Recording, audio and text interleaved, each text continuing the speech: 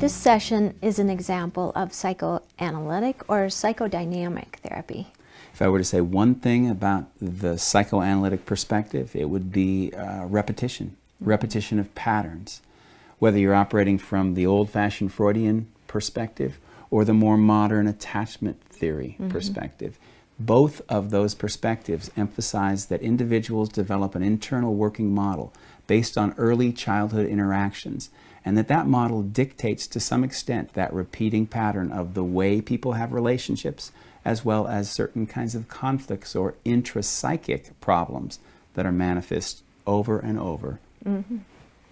And psychoanalytic is a very long therapy process usually, so of course it's difficult to squeeze any of those concepts into a 20-minute session.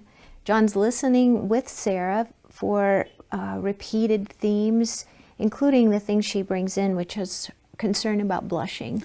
And what you'll probably notice is that the listening that I do is fairly unstructured.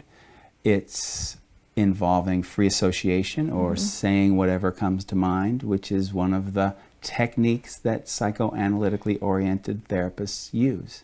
In addition, I will occasionally prompt her to explore the past to see if we can make some connections with how these particular problems, the blushing, first arose. Yeah, your goal is to help Sarah begin to explore those repeated patterns in her life. Absolutely, and as I do that, another thing to keep in mind is countertransference, because countertransference can distort the way I see Sarah's problems. And that's one of the reasons I think from this perspective it's so important to go slowly, to work collaboratively with clients, so that we can make sure that my reactions or my distortions of her problem aren't what's guiding the session, and it's really her issue and her problem. So let's watch a few minutes of John working with Sarah.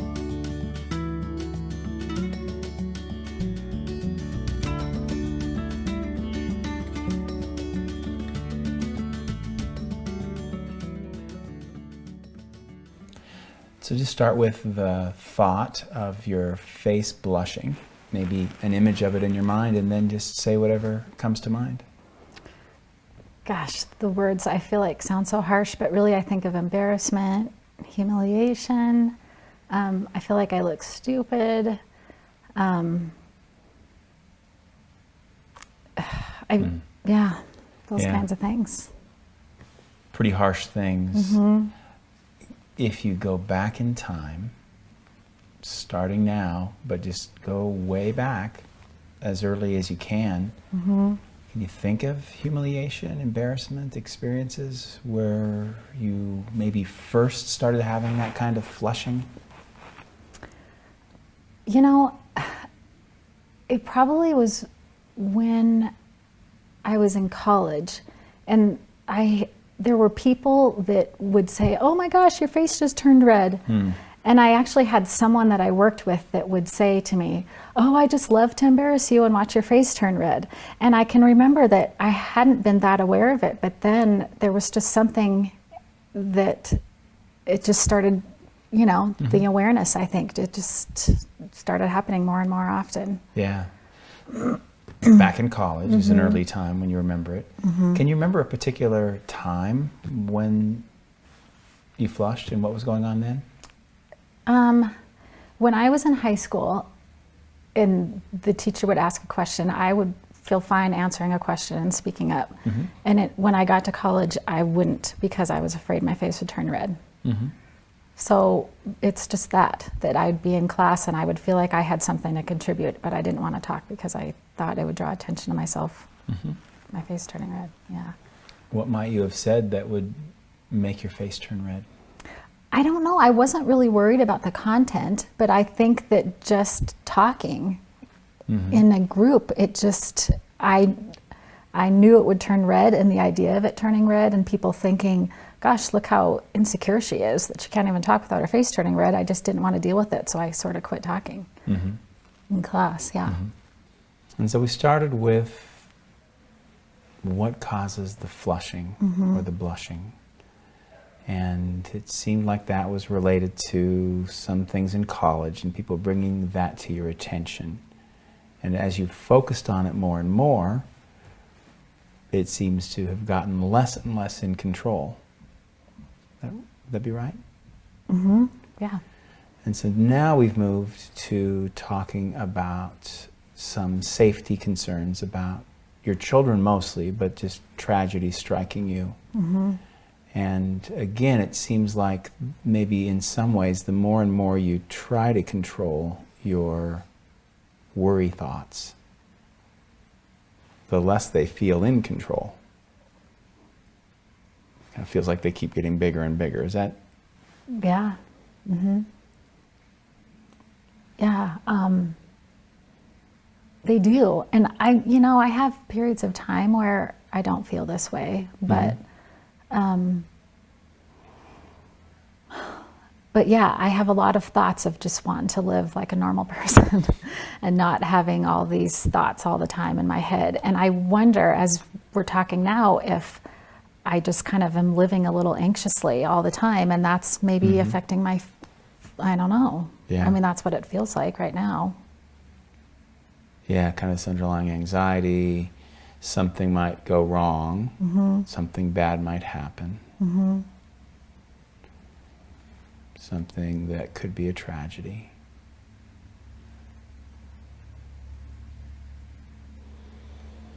And the first thing you think of is the car accident sort of thing. And what else? What other kinds of tragedies or just even small bad things might happen? I don't worry about small things, honestly. I mean, I don't. I feel like I'm pretty good about that. I don't want, yeah, I can categorize things like, okay, when my kids play really rough a lot, and I think, well, that would just be a broken limb, so go ahead.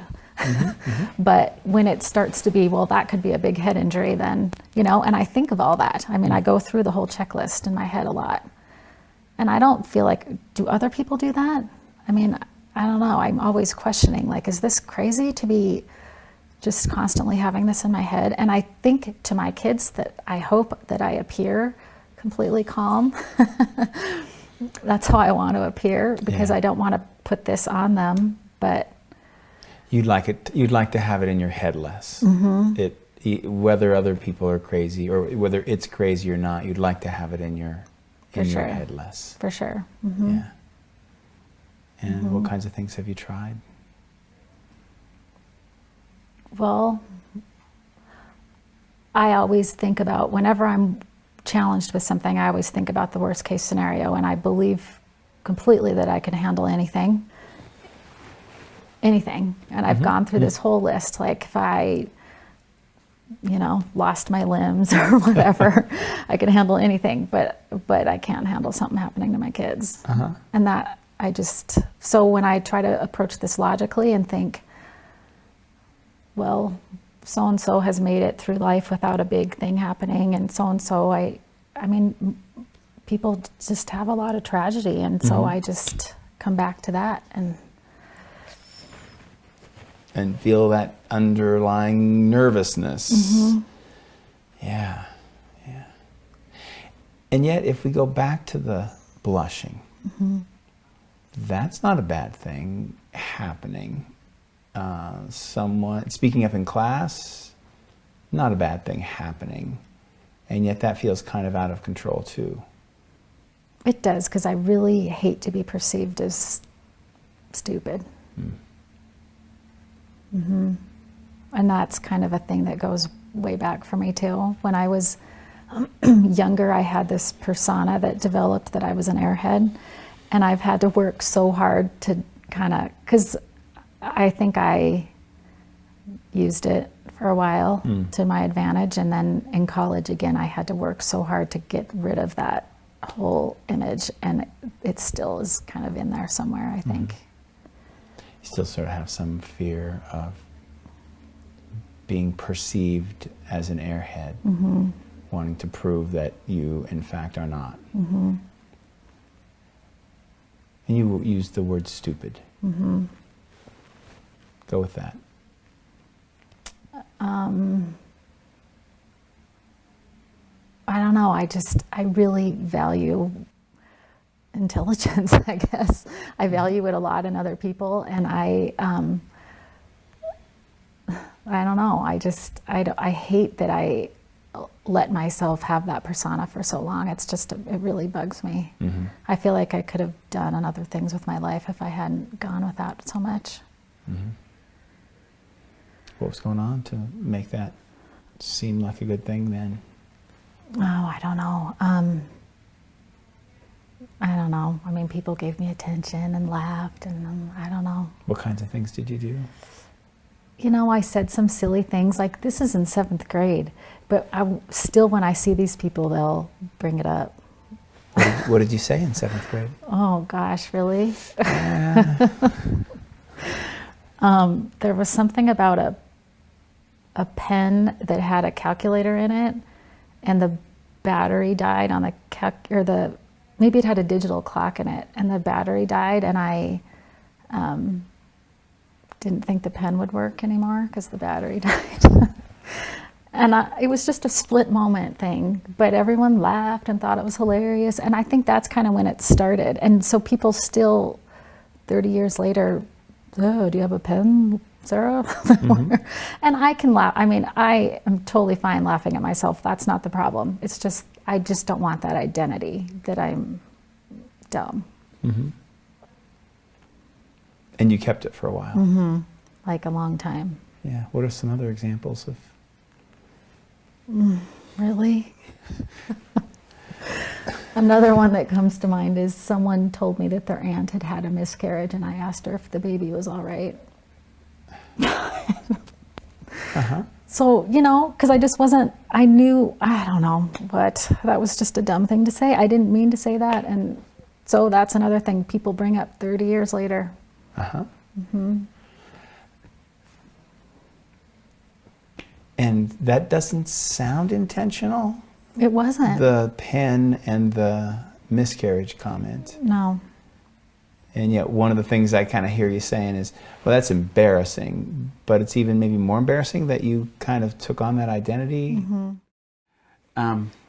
Rita, while I was watching the clip of Sarah, one thing that I noticed was that kind of repeating or recycling pattern where initially when she was asked about the blushing, she went back to a college experience. Later she goes back to a high school experience. And later she goes back to a 7th grade experience. And what that reminds me of is how maybe resistance is diminished over time. Maybe trust is built. Either way, it seems like as from this model, you look at things in the past, you uncover different perspectives each time. Yeah. One thing I noticed during the session is you asked her what she had done before, which can kind of sound behavioral, actually. Right. It might also sound solution-focused, but the reason for asking that is to really sort of glimpse or study her pattern of trying to resolve the problem herself, because that's important to the psychodynamics.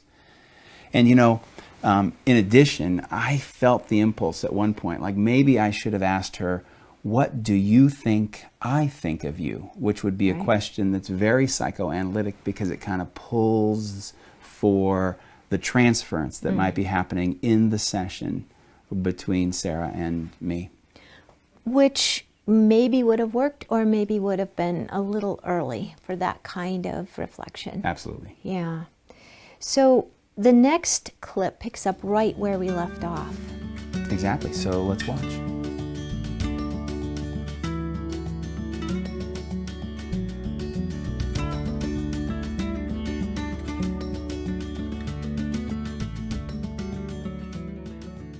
But it's even maybe more embarrassing that you kind of took on that identity? Or did you take it on? People put it on you? I think people put it on me after that, and then I went with it after that. Those are the two things that I really remember saying that were the worst. And then after that, I just kind of went with it. And did you ever intentionally say things that were? Oh, probably. I mean, I really don't remember other things, but I probably did act the part for a while. Yeah.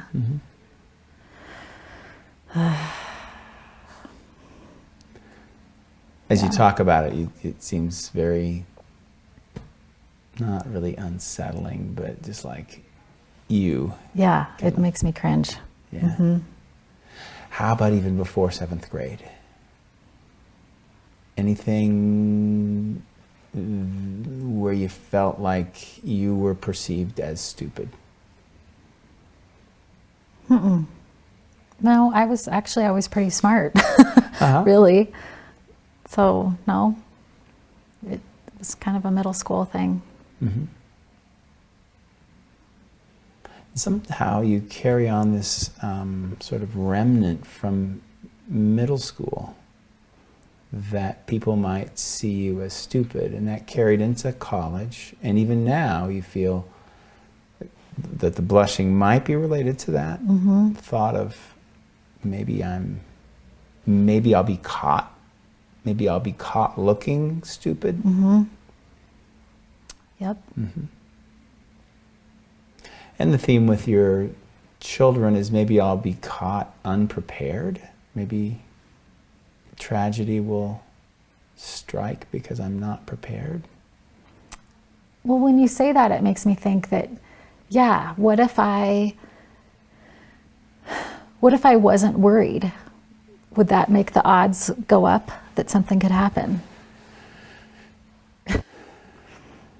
What if I wasn't worried about tragedy? What if I wasn't worried about being viewed as stupid or unprepared? Well, when I'm thinking about the tragedy part, I mean, what if I let that go and it wasn't on my mind all the time?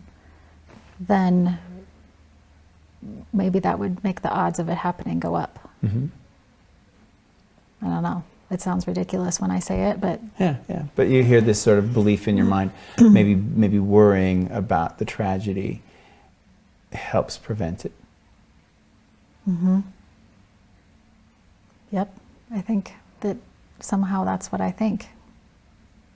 And that prevents it even in the absence of any specific precautions? I mean, is it possible to take the precautions and then Let it go? let it go? I don't know. Seems like there are some things that are outside your control.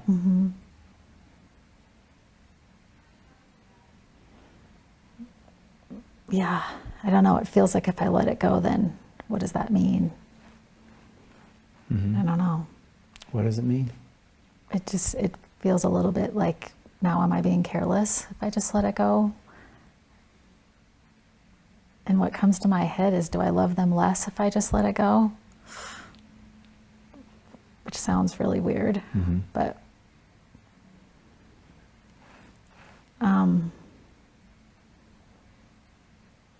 I don't know. It feels scary to let it go, I guess. But I want to let it go. It would be nice to let it go. But somehow there's a little superstition in your head that if I let this go, maybe the odds will be worse, and maybe it's a sign that I don't really love them. But worrying about people is a loving thing. Yeah, I guess so. I've not thought of it like that, but that's sort of how it feels like.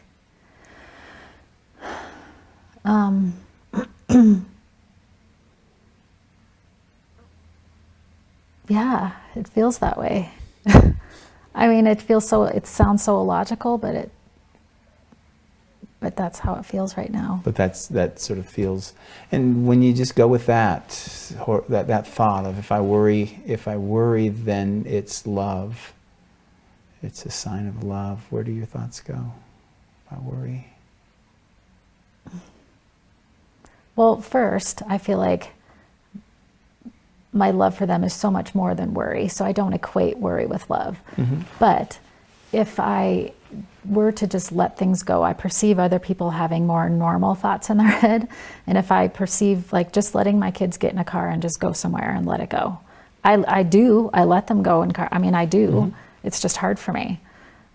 And to imagine myself doing it without having the worry in my head, I don't know. It feels careless.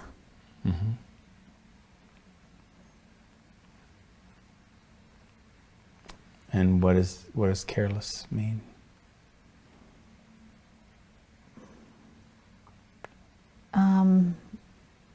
then I feel a little bit, I think of being negligent, and then I think, and that's when it'll happen. Mm-hmm. Carelessness is negligence.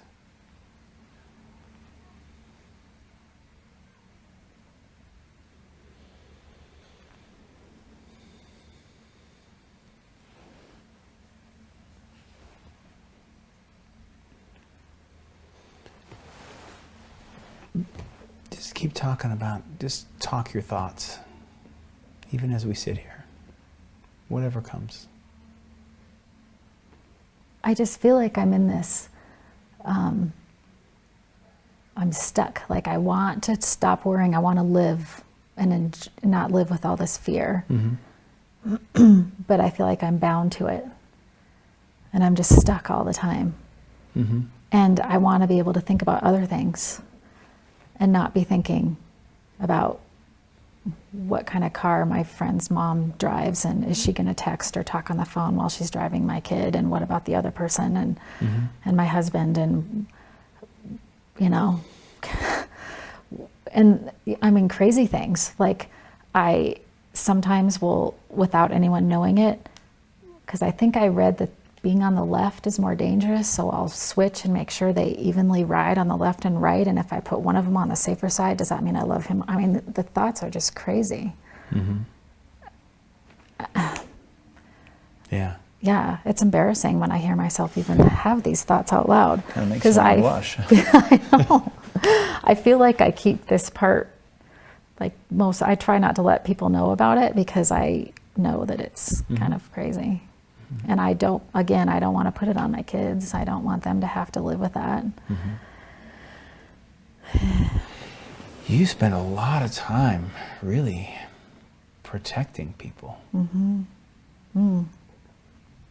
Like protecting them from knowing that Protecting them from knowing, protecting them from tragedy, worrying about lots of different people who you love.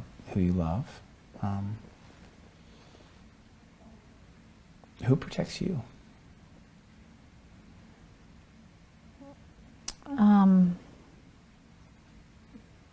Just me. I mean, I do. My mom was always a little bit like this, so I do blame some of this on her. Talk about how did she do it? Oh, she just always was worried, and I've been really mad at her in the last few years because she'll bring up some concern, and I'm like, if I haven't thought of that concern yet, I certainly don't need to hear it from you because I've thought of every concern. So I've told her, you have to stop putting your worry on me because I've got enough. And I've been really clear that I don't want to live that way. Mm-hmm. She thinks that I am way more this way than she was. I don't know if that's true. Mm-hmm. But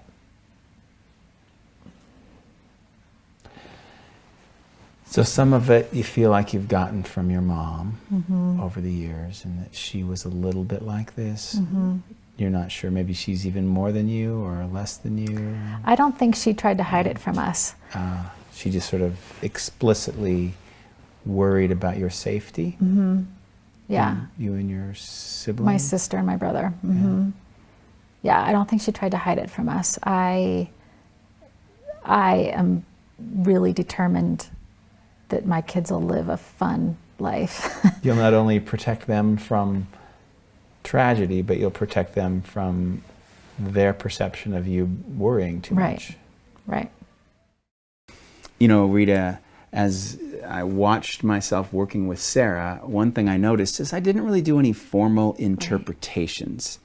And really what I was doing was prompting her to look at her past, trying to notice what patterns might come up. And I think in a lot of ways that might be more appropriate than jumping in there with deeper interpretations. Right, especially at this stage. But the interesting thing is I think Sarah actually had some insight.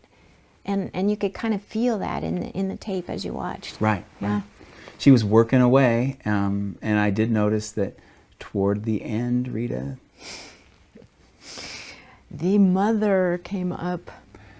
and Freud would be very happy that that occurred. Yeah, in historic analytic work, all roads lead to the mother.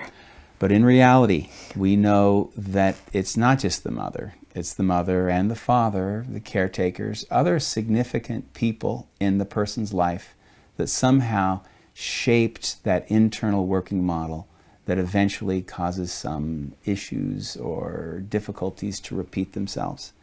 And I guess in closing, I just would like to say that Sarah was a fabulous client, and that I think she has the potential for lots of insight that might help her work through some of the issues that she presented in the session. Absolutely.